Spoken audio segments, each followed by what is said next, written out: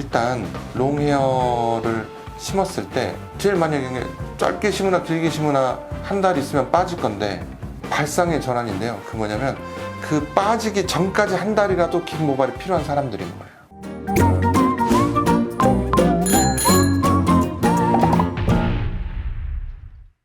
근데 그 롱헤어 비절개를 어떻게 처음 시작하게 되셨는지 그게 궁금해요. 네, 그 참 재밌는 일화예요. 어느 날 저랑 같이 있던 그 원장님께서 지금은 이제 그만두시고 그분은 이제 모발 쪽에서 일 안 하시는 걸로 알고 있는데, 그때가 오후쯤이었나 점심 먹고 나서 이렇게 약간 나른할 때쯤 방에 앉아서 이렇게 커피 한잔 하고 있을 때였던 것 같은데, 그분이 식목일은 이제 날카로운 바늘이거든요. 근데 이제 모발을 심을 때 식모기로 이렇게 20부에 찔러서 모낭을 삽입하게 되잖아요. 이렇게 뚫고 들어간단 말이에요. 근데 그 원장님이, 원장님 이걸로 뒤에 비절개 펀칭을 하듯이 그걸로 이렇게 툭 찌르면 모낭을 채취할 수 있지 않을까요? 그렇게 얘기해서 그런가? 신기해서 제가 그날 바로 그걸 해봤어요. 근데 이 식모기가 이렇게 360도 원통이면 이렇게 딱 들어가면 이 모낭을 잡아 뺄 수 있을 거예요. 근데 식모기는 모낭을 이렇게 끼우기 위해서 여기에 360도가 아니고 이렇게 채널이 벌어져 있어요. 채널이 약간 있습니다. 그래서 이게 좁은 채널이냐 넓은 채널이냐에 따라서 네로우 채널이냐 와이드 채널이냐로 구분되기도 하고, 그러니까 360도를 커팅해야 빼릴 수 있을 텐데, 이게 뭐 예를 들면 한 300도 이 정도만 커팅이 되는 거잖아요. 그래서 제가 생각하기에 이렇게 들어가서 좌우로 돌리면 그 커팅이 안 됐던 부분이 추가로 커팅이 될 거 아니에요. 그렇게 했더니 모낭이 채취가 되는 거를 넘어서서 머리카락이 안 잘리고 나오는 거예요. 이거구나. 롱헤어로 비절개로 하는데 롱헤어를 뽑을 수 있겠구나. 그래서 제가 2014년, 13년, 14년 이때부터 이제 이 아이디어를 가지고 제 스스로 어떻게 자만했냐면, 이런 생각은 이 세상에 아무도 못 할 거야. 내가 이걸 생각해내다니, 이걸 찾아내다니, 그렇게 생각을 한 거죠. 그래서 이 펀칭 기술과 이 펀치 모양에 대해서 특허를 신청해요. 근데 특허를 먼저 내놓고 그 다음에 이거를 논문을 쓰려고 했단 말이에요. 근데 어느 날 2016년도에 그 제가 세계 모발의학회 상급자 코스, 비절개 수술 상급자 코스에 이제 패컬티를 맡았어요. 그래서 모더레이터를 맡아서 여기에 발표할 이제 의사를 섭외를 해야 돼요.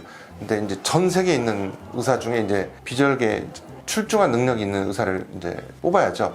근데 그때 미국에 이제 밥 트루라고 비절개로 아주 유명하신 분이 있어요. 지금 은퇴하신 분인데, 그분이 저한테 브라질에 오타비오 보아벤투라라는 애가 있는데 이렇게 360도가 아니고 오픈 슬랏 있는 펀치로 롱헤어를 뽑는 걸 하더라. 그래서 제가 깜짝 놀랐어요. 내가 예전부터 했고 특허를 냈던 거랑 똑같은 걸 하는 사람이 있나 봐. 그래서 걔를 초청을 했어요. 근데 정말 제 아이디어랑 같은 걸 하고 있더라고요. 그 이후에 얼마 있다가 얘가 헤어 포럼 인터내셔널이라는 데 첫 아티클을 퍼블리시해요. 제가 먼저나 하고 있었지만 저는 특허를 먼저 낸 거고, 이 친구는 논문 형식을 먼저 낸 거죠. 그래서 이 수술을 처음 문헌상에 발표한 거는 오타비오 보아벤투라라는 의사가 맞습니다. 제가 아니고. 저는 세계 최초로 특허를 득한 거죠. 그래서 국제 특허, 미국, 유럽, 캐나다, 브라질인가 뭐 거기까지 특허를 다 받은 거고요. 롱헤어 비절개를 이제 하게 된 거죠. 그리고 단순히 머리카락을 커팅 안 하고 모낭을 끄집어내는 펀치와 디바이스를 만들었다라는 거에서 이게 끝나는 건 아니라고 생각해요. 그거를 얼마나 기술적으로 완성도 있게, 수술 테크닉도 되게 중요하잖아요. 어떤 포지션, 어떻게 세팅업을 하고 스텝은 어떻게 트레이닝해서 모낭을 어떻게 펀칭하고 어떻게 추출해내는가. 또 심을 때는 짧은 모발을 심는 거하고 이렇게 롱헤어를 심는 건 기술적으로 달라야 되잖아요. 네, 그런 것들에 대해서 지난 10여 년간 수많은 임상 경험과 노하우를 누적해 왔다고 생각하고요.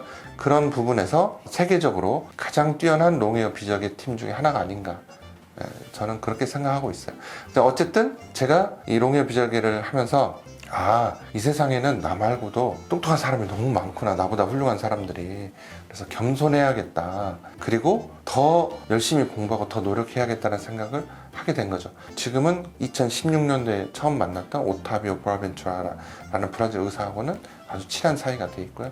그 친구는 세계적으로도 아주 유명한 모발 이식 전문의가 돼 있죠. 그럼 그 발표하시면서 혹시 이런 사람 없었나요? 아니 어차피 이식하면은 암흑기 돼서 다 빠질 텐데 그 왜 로미오로 무슨 상관이냐? 그런 사람들이 대부분이었습니다.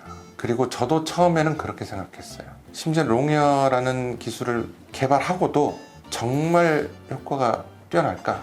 값어치를 할까였는데 실제 해보니까 그게 아닌 거예요. 일단 롱헤어를 심었을 때 제일 만약에 짧게 심으나 길게 심으나 한 달 있으면 빠질 건데 발상의 전환인데요. 그 뭐냐면 그 빠지기 전까지 한 달이라도 긴 모발이 필요한 사람들인 거예요.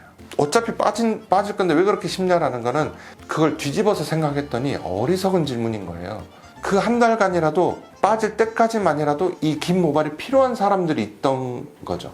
대표적으로 어떤 사람이냐, 연예인분들, 대중을 많이 만나야 되고 그런 분들, 그 다음에 대기업이나 CEO라든지 많은 사람들을 만나고 뭐 프레젠테이션을 해야 되는 일이 많으신 분들이라든지, 뭐 예를 들면 인터넷 강사하시는 분들이라든지, 뭐 이런 분들은 긴 모발로 수술한 티를 감추는 게 굉장히 필요하거든요. 또 롱헤어 FUE, 이 롱헤어로 하는 게 수술을 하다가 또 환자분들하고 대화를 하고 경과를 보다가 느낀 건데, 특히 여자분에서 더 그런 것 같은데요. 이 M자 같은 데 이렇게 롱헤어로 심어 놓잖아요. 근데 암흑기라는 게 1000개를 심으면 1000개가 다 빠지지 않거든요. 적게 빠지면 한 20-30% 빠지고요. 많이 빠지면 한 80, 90%, 95% 빠져요. 어쨌든 적으면 한 10%, 20%, 많으면 조금 더 많이 어쨌든 남아있는단 말이에요. 암흑기 때에도. 근데 이 모발들이 이식 부위를 좀 커버해줘요. 근데 짧은 모발들이 이렇게 오돌토돌 나와 있는 거랑은 시각적으로 훨씬 달라요. 그게 보기 싫거든요. 수술한 티도 나고. 그런 점이 또 생각하지 못했던 점이고요. 또 하나는 길게 심으면 수술한 티만 감출 수 있는 게 아니고 머리카락에 컬을 정확하게 보고 심을 수 있어요. 이 컬이 왜 중요하냐면, 가령 예를 들어서 흑인한테는 컬이 의미가 없어요. 완전히 이렇게 돼 있으니까.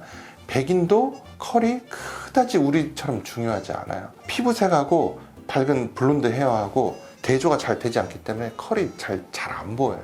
그리고 백인은 곱슬머리고. 근데 우리는 직모거나 약간 웨이브진 모발이거든요. 그거를 우리는 반곱슬이라는 용어로 불러요. 그러니까 그거를 영어로는 wavy hair 또는 semi curly hair, 말 그대로 표현하면 반곱슬, 세미 컬리 또는 웨이비 헤어라고 볼 수 있는데, 그거는 이렇게 컬이 진단 말이에요. 근데 이 컬을 정확하게 매칭을 해줘야만 하는 케이스들이 있어요. 그래서 그 1번이 뭐냐? 눈썹 이식. 눈썹에서 컬이 거꾸로 심어지면 답이 없습니다. 근데 특히 우리 한국 사람이나 아시아인은 머리카락이 두껍고 검고 피부색은 밝으니까 이 컬이 안 맞으면 그대로 드러나요. 너무너무 보기 싫거든요.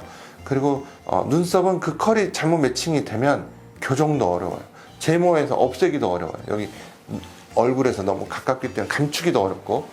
그래서 그런 대표적으로 눈썹, 구렛나루, 측면 헤어라인 이런 데서는 컬을 맞춰주는 게 굉장히 필요하다. 근데 일반적인 비절개 수술로는 그걸 맞추기가 조금 어려우니까 그런 경우에는 롱헤어 비절개가 매우 유용한 수술이 될 수 있는 거죠. 다만 기존의 수술을 대체하지는 못할 거라고 생각해요. 근데 그런 이 롱헤어 비절개가 굉장히 유용할 수 있는 사람에게는 이게 매우 유용한 수술이다. 그래서 매우 값어치가 있는 거죠. 그런 분들에게는.